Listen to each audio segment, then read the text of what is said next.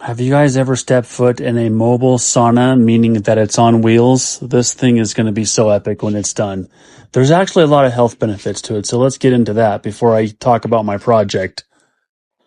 Now, most sauna stoves don't move, but this one is being mounted in a trailer, so we're going to get into how I secured it to the floor. And I learned you can't just use any wood-burning stove in a sauna. It has to be very specific. This one was the perfect size with only 15 inches width, 18 inches deep, and 28 inches tall. Perfect.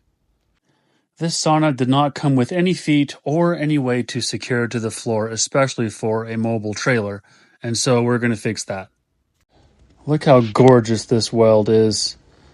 I forgot to mention we had to flip it over because it's much easier to work on the feet when you flip it upside down. Okay, a little status update. Got the flat bar to the angle, but because there's a gap right there from the factory bend, there's like a slight bend from the factory. We're going to fill that in with these little round bars, but this side over here is good. That is a straight plate. This is going to be good.